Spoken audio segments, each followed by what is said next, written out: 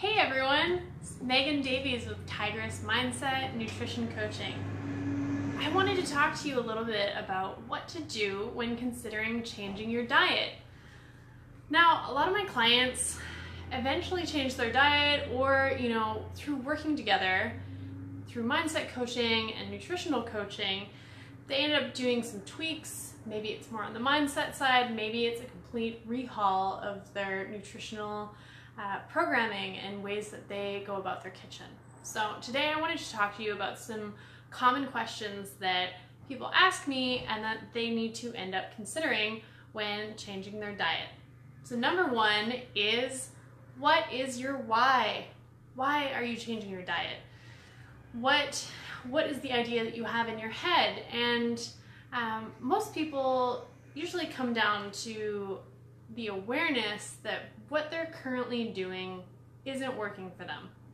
So if you're on the fence, or maybe the idea hasn't really hit you, ways that you can know that you might want to change your diet is if you start measuring your energy.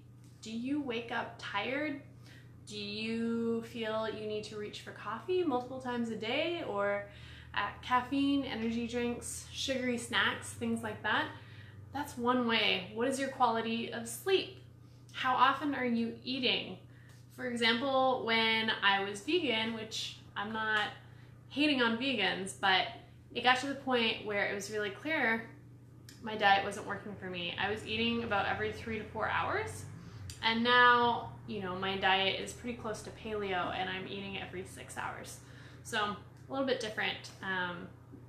So that's one way you can tell as well. So get down to your why. Why do you want to change your diet? And it's something you're going to have to consider when bringing us to our next tip. So social pressure. So once you've changed your diet, you're going to have to explain yourself, or not. It's really up to you, to your friends, your family, dates, your spouse, etc. And so how do you want to present yourself to your community when you're out and about? And really start thinking about how this is going to affect your choices, menu planning, parties, etc. So it's really good to start thinking about, well, why are you doing this? And how will you explain it? So for example, maybe you want to lose weight. Maybe it's not a weight loss thing. Maybe you just want to feel better.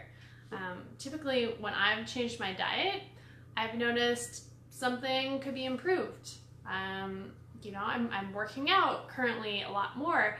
I'm experimenting with strength training. So I've shifted my diet to try out paleo and see how that works. It's working really well. Great. So, changing my exercise regimen had me change my nutrition. So things like that. So I wanted to feel really great. I wanted to have the nutrition. I wanted to get the most out of my workouts. So that's one of the reasons I changed my diet. And of course, I just want to have everything optimized. So the food you're putting in is information. And so you are talking to your body by the way that you feed yourself. So I hope that's helpful. So in what you're going to tell people, you have to decide first what's right for you. Why are you doing this? I think it would be just really fun to experiment, and I wanted to try something new and see if it worked for my health. That's a reasonable response, but I think it's really good, and it's an exercise I ask my clients to do just to practice with me or someone they're really close to, and just practice saying what it is that why are they doing it for their own conviction. And people will ask once you start to change, they might notice. So creating a plan. So strategy is always going to be your saving grace. So create strategies that are going to help you succeed instead of using your willpower. So what is the plan when you go out to eat? For example, I really understand the diet. So that brings us to tip number 3, do your research. Know what you are doing. I understand the diet. I have a background in understanding and studying different diets. I'm trained as a health coach, so pretty clear what I'm doing, what diets are out there, and why I might shift from one to the other. So in going out to eat, I know I can ask pretty much anywhere I go for vegetables and meat. However, because of my principles, I know that I want high quality meat that is raised humanely, ideally grass-fed, pastured, free range, all of those great buzzwords. So that does limit things. And so I'm also a chef, and so I've built in ways for me to create healthy food from home and make it fit into my day so it's easy. So these are some things to really consider. Like, do you have the support you need? Is your roommate, is your spouse on board? And are they able to sort of trade off? Hey, I'm starting a new diet. I think it's really gonna help me out. Are you interested to do it with me? Having a little bit of accountability is gonna make things more fun. It's gonna be a more enjoyable experience to share in it and have the camaraderie of trying a new diet. Yeah, so going back to number 3 is really do your research. So understand, especially if you're going to do a diet where you're cutting out a lot of things. Maybe you're going to go vegan. So when you cut out animal sources, where are you getting those things? So where are you getting high levels of vitamin A? Where are you getting B12? Where are you getting most of your fat-soluble vitamins and minerals? So things shift quite dramatically when you cut things out.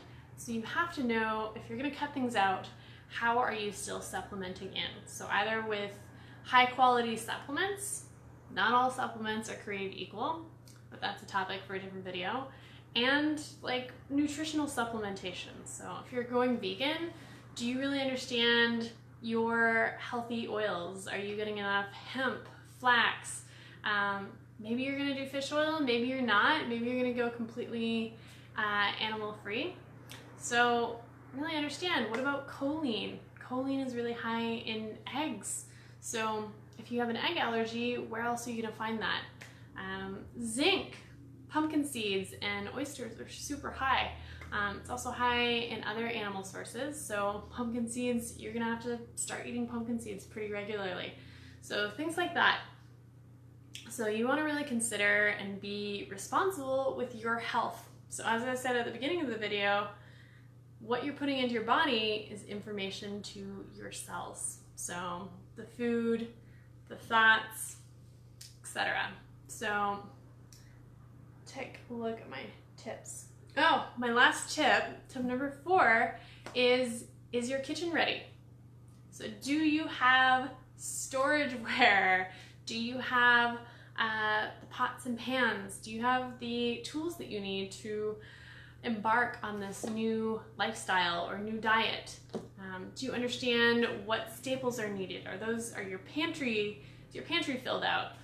I do teach a batch cooking 101 and a pantry makeover class, and so those are things I work with clients and I know in and out, and so these are all things that we want to make sure that we have dialed in, because that is what is going to help you succeed. So I hope this was kind of a dense video. I hope this was really helpful for you guys. Please write in the comments below what you felt like was helpful. If you have embarked on your own dietary change, I would love to hear what worked for you, what didn't, what were your pitfalls, what were your peaks of success, and I will see you guys next time on Talk with Tigress.